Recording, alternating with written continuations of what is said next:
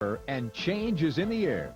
Nearly 300 of Mid-America's best bass anglers have gathered at Missouri's sprawling Lake of the Ozarks for the Bass Pro Shop's Fall Pro-Am Spectacular. And Mother Nature has given them plenty to think about. After a month of glorious Indian summer weather, a cold front has descended on the area, and practice has been tough for Central Pro-Am anglers from 10 states, some from as far away as New Jersey and Texas. But former Bassmasters Classic champion and Lake of the Ozarks guide Guido Hibden believes the change in the weather could signal good things for the Central Pro-Am anglers. The cold front moving in, I don't think it can do anything but help.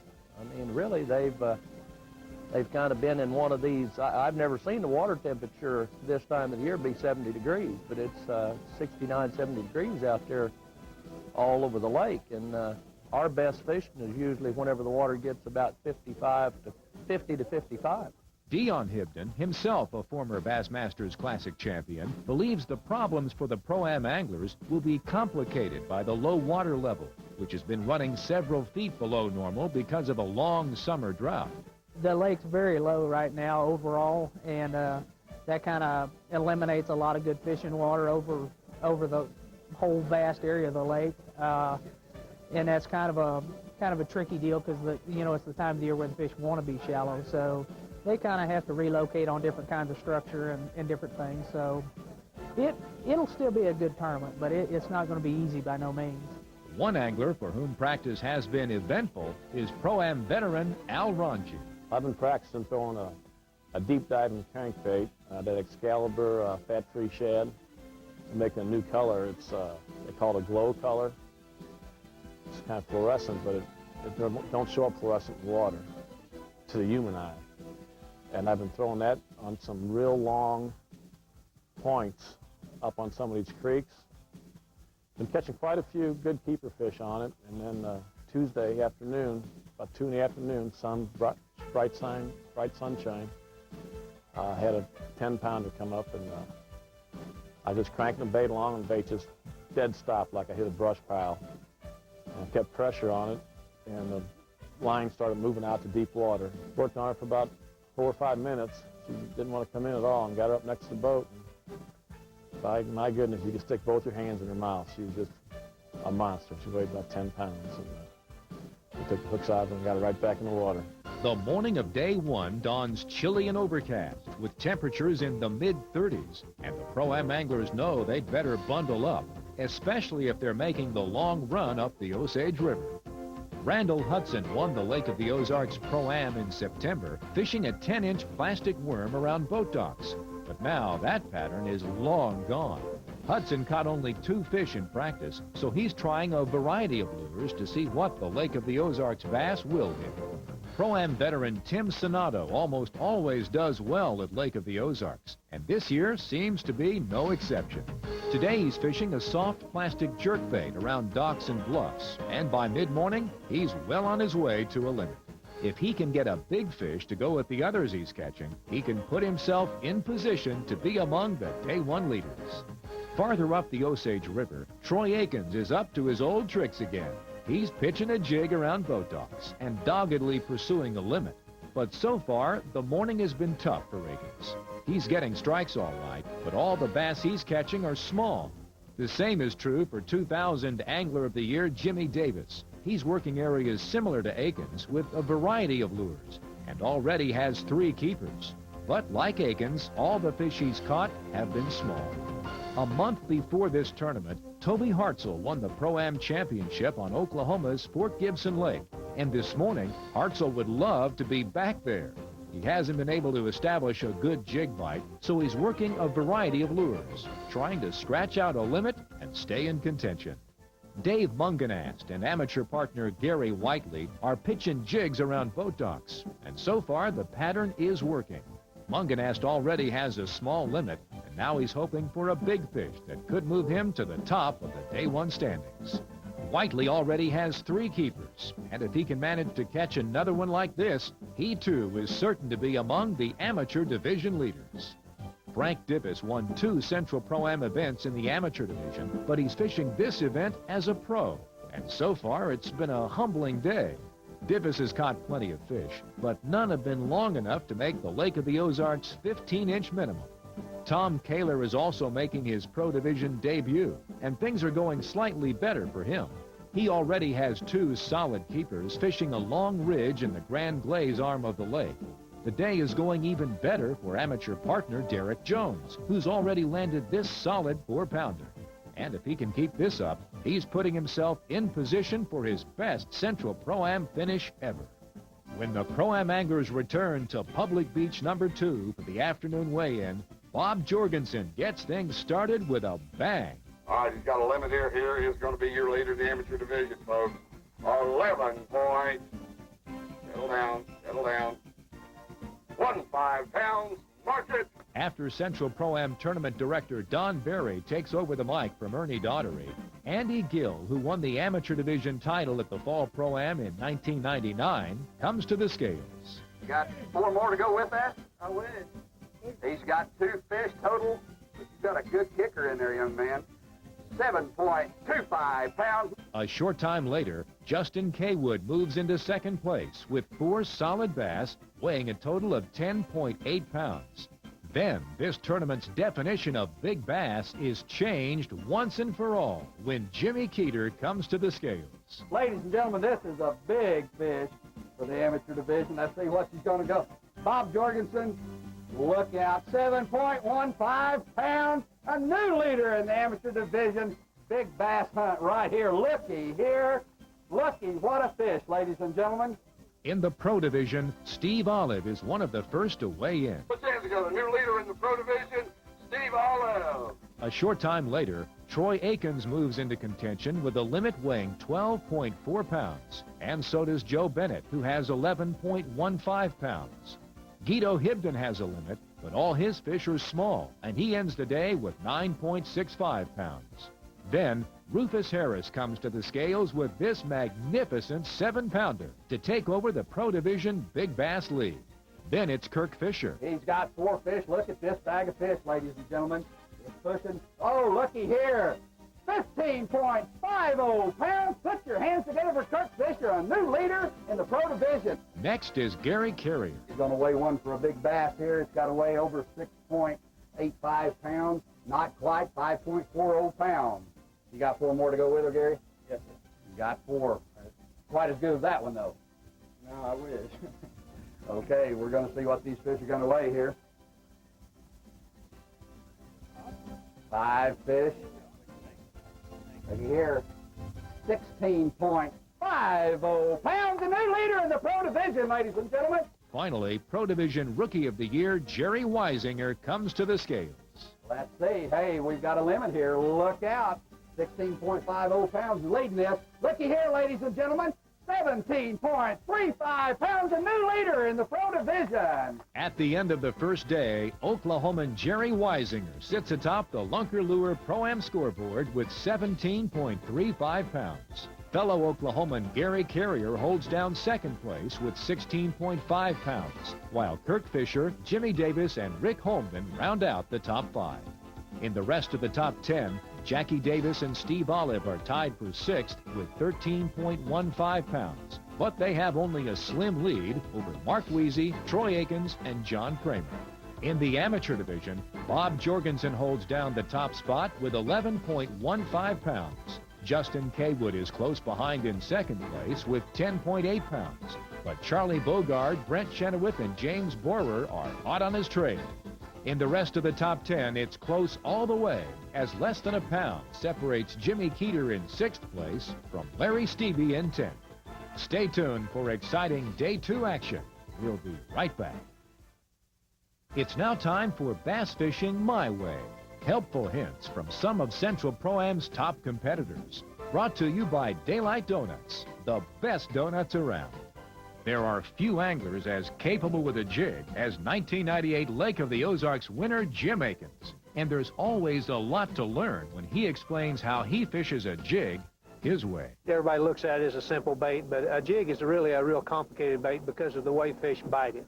It took me years and years to learn how to tell when a fish was really biting a jig. The rod is something, that's the most important part of it. I fish with a 610 because a 610 really fits me and fits my feel. this particular rod's got a little more tip in it than most heavy action rods, but I want a pretty stiff rod because you can feel a lot better with it. I don't like for line to make any noise in the water, and the bigger line, in my opinion, makes a little noise in the water.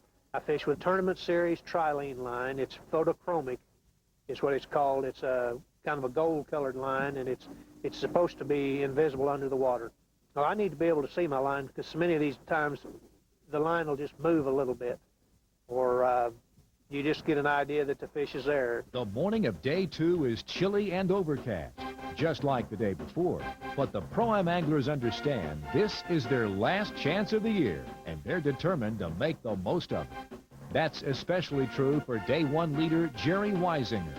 He won 2 tournaments as an amateur, but the pressure of leading the pro division is a new experience, and Weisinger has his game face on.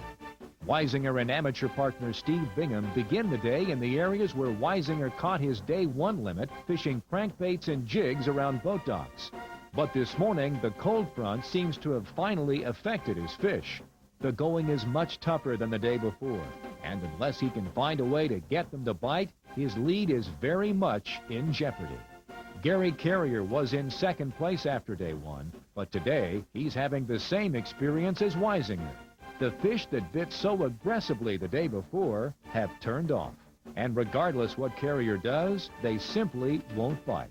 Eventually, he gets a strike on a spinnerbait, but the results are only marginally better. And unless things change quickly, it looks like Carrier is in for a very long day. With Weisinger and Carrier struggling, the script should call for Kirk Fisher to be making his move to take over the lead. Wrong. He too is struggling, and as diligently as he may fish the areas where he caught fish the day before, he just can't get things to go his way. It's ditto for Steve Olive, who began the day in 6th place. So far, he doesn't have a keeper, but Olive didn't expect the day to be easy, so he continues to persevere, knowing that just a few good bites could be enough to win his first Central Pro-Am tournament. Troy Akins has already won a Central Pro-Am event. In fact, he's won 2, but that's not making his job any easier this morning. So far, the bass he's catching have all been small. But with all the leaders faltering, Akins could end up winning his 3rd title if he can just come in with a solid limit. Unfortunately, that may be easier said than done. One angler on whom fortune seems to be smiling is Chuck Krim. He started the day in 21st place, 7 pounds out of the lead. Since retiring from Major League Baseball and beginning to fish in Central Pro-Am events seriously, Krim has been in contention before, only to be undone by misfortune on the 2nd day. But unlike the others, he's concentrating on docks in deeper water, and the fish seem to be less affected by the change in the barometer. If he can keep this up, he could finally come through and win his first Central Pro-Am tournament. When the Pro-Am anglers return to Public Beach number 2 for the final weigh-in, Tim Green takes the early amateur division lead with a 2-day total of 11.95 pounds. A short time later, Larry Stevie comes to the scales. He's in 10th place, 750. 4 bass today that weigh 4.55 pounds today. That'd be enough. It'll be close. Well, you've heard this so many times. Have you won one? No, haven't. Have you ever won one of these tournaments? No. How many times have you been a leader? Several. I've got 2 seconds and I think 9 or 10 top 10s in the last 3 years. And I get to announce this all the time, right? 12.05 pounds, a new leader in the amateur division, Larry Stevie. When the 3rd flight comes in, Justin Kaywood comes to the scales. Justin captured an amateur division title down on Lake Eufaula in Oklahoma back about July. He's already forgot what the date was. You got a limit of fish over there, young man? He's got 4 fish.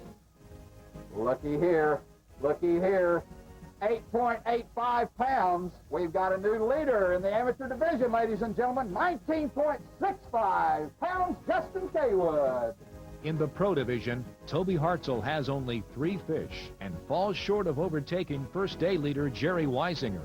But Hartzell's brother John has a limit and takes the lead with 19.1 pounds. A short time later, Jackie Davis comes to the scales. 13.15 yesterday. Have you got them today? Got about the same. All right, here we go. Watch out, camera people. Get ready here. Here we go. Going up into double figures a little bit better than yesterday. 13.60 pounds. $15,700 on the line. And here's a mark for him to shoot for. 26.75 pounds. A new leader in the pro division, Jackie Davis. The first to challenge Davis's lead is Jerry Weisinger. All right, he's got 4 bass. They got to weigh over 10 pounds to take the lead right now, away from Jackie Davis. What do we think? Want to go on up there? Come on, let's get back in there and see. Come on, get on back. 8 pounds even. Do the math. All right, here we go. I'm going to tell you something. 2 years ago, everybody, this young man was fishing in the amateur division. He won the amateur division championship title. He made the move, made it to the pro division. This is why this kid's got it. For you sponsor representatives sitting out here, take a look at this kid. 25.35 pounds. Second place right now in the pro division, Jerry Weisinger. Kirk Fisher, in third place after day one, comes in with only 1 fish and falls short of overtaking Davis. Next is Gary Carrier.